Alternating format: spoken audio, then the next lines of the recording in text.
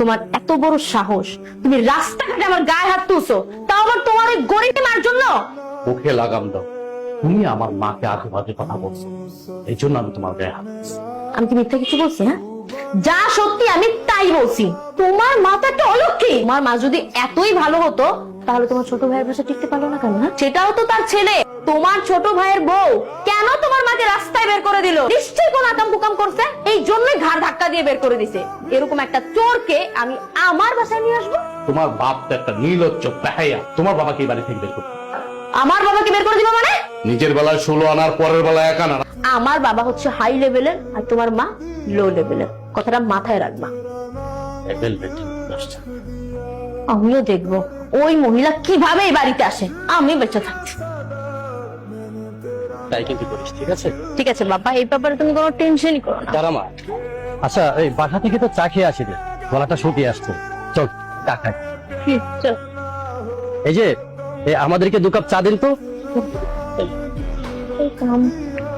রাস্তা চা খেতে ভালোই লাগে না আব্বু? হ্যাঁ হ্যাঁ, কি ব্যাপার? উনি আমাদের দেখে এই ঘুমটা দিয়ে চা বিক্রি করছে কেন? কি জানি, হয়তো লজ্জা টজ্জা পাইছে। আর ওদের অবস্থা মানে রাস্তাঘাটে কাজও করবে, আবার মানে লজ্জাও লাগবে তাদের। না, টাকাটা দিচ্ছি। বাবা, আমি তো টাকা আনতে ভুলে গেছি। আমি তো পার্সি নিয়ে বের হই নাই। আরে আমিও তো টাকা আনি না। টাকা আনোনি? আনতে ভুলে গেছি। তাহলে এখন চায়ের বিল কিভাবে দিব? আচ্ছা, একটা কাজ করি, ওনাকে আমাদের বাসার সামনে নিয়ে যান, ওখানে গিয়ে আমি বাসা থেকে টাকা ওনাকে দিয়ে দিই। আচ্ছা, একটা কাজ করুন, আমরা তো বাবা মেয়ে একসাথে হাঁটতে বেরিয়েছিলাম, টাকা আনতে ভুলে গেছি। তো আপনি একটা কাজ করুন, আমাদের সাথে চলুন আমাদের বাসায়, আপনাকে আমরা 200 টাকা দিয়ে দিই। কেন, কি সমস্যা?